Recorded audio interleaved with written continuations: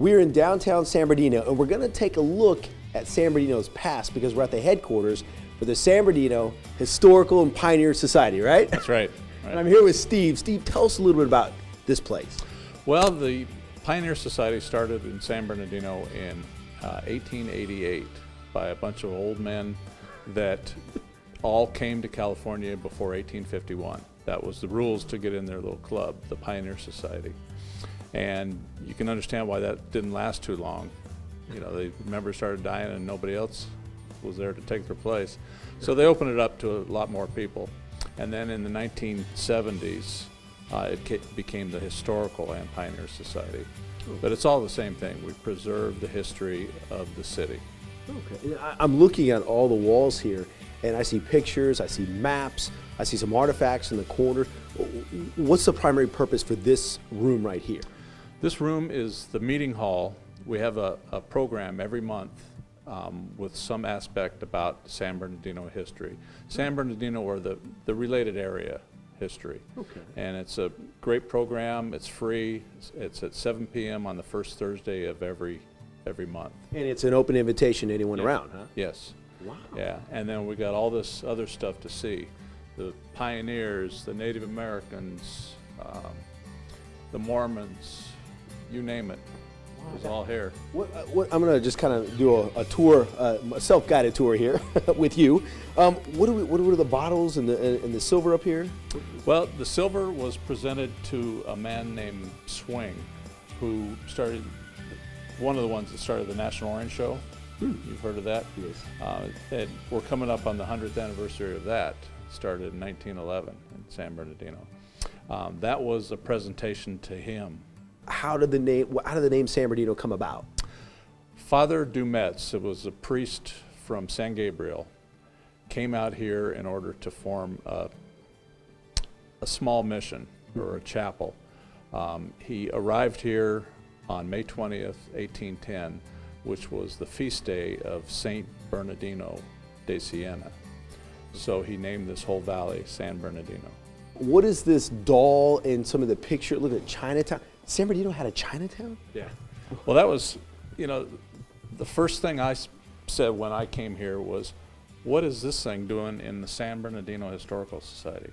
And what it was San Bernardino had a huge Chinatown. At one time it was bigger than Los Angeles' Chinatown. Mm-hmm. This came over in the 1880s. It's Kuan Yin, a Chinese deity. And it was in the temple, as you can see from the picture above, there was a temple in San Bernardino that the Chinese from Los Angeles would come to San Bernardino to pray in this temple. This is the original one that came from China. Wow. In the 1880s. So this is over 100 years old. Yeah, wow. Definitely. But San Bernardino had a huge Chinatown.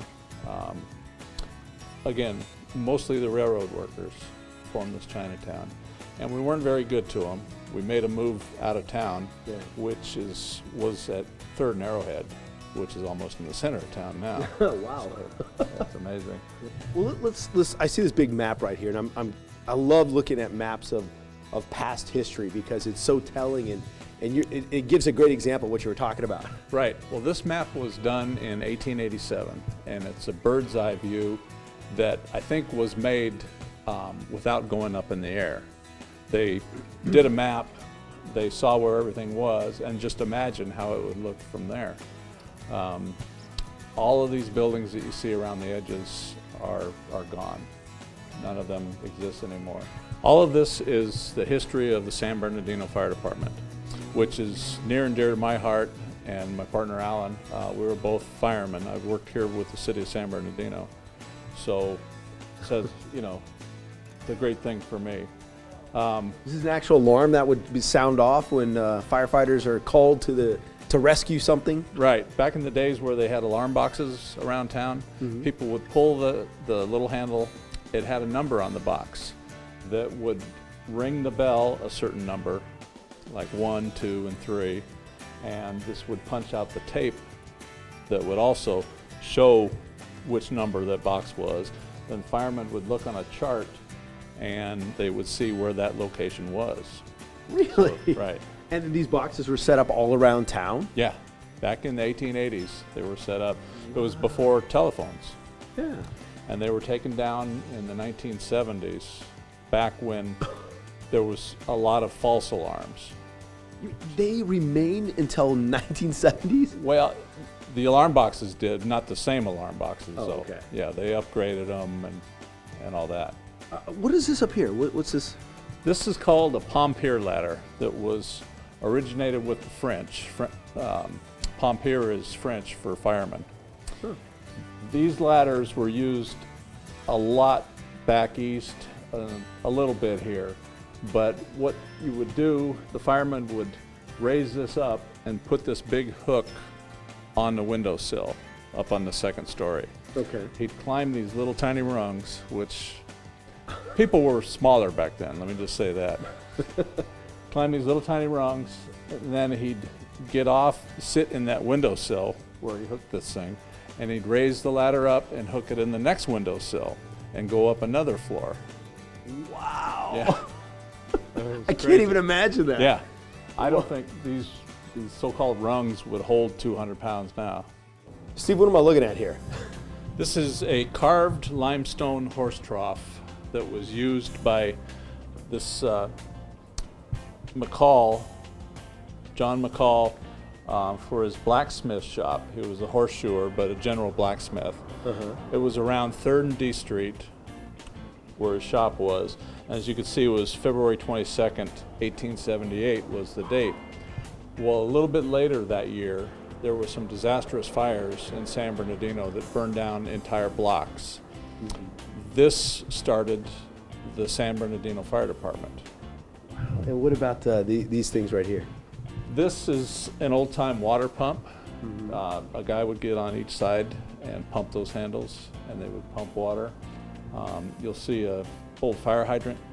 Say 1909 over there? Yeah, that's a 1909 hydrant. Well, you know, it's funny because if you look at the hydrant, hydrants haven't changed much in the last 100 years, have they? No, not too much. They were a little bit more stylish back then.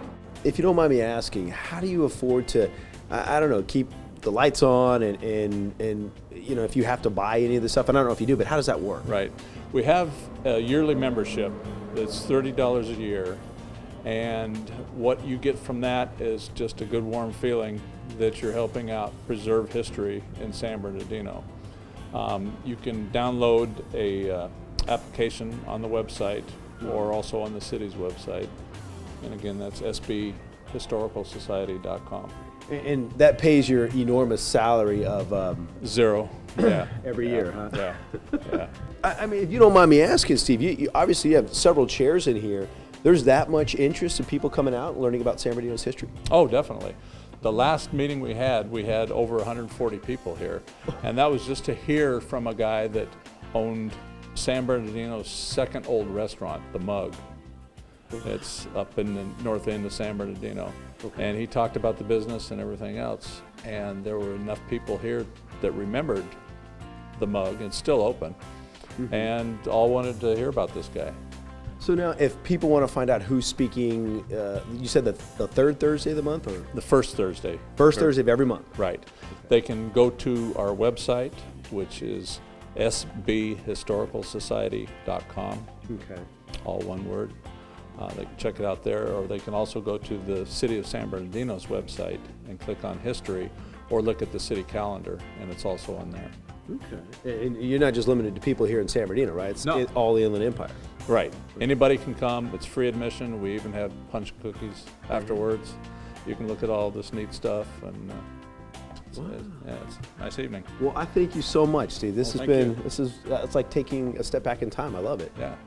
Right here in San Bernardino. Check it out. Thank you again so much. Thank you.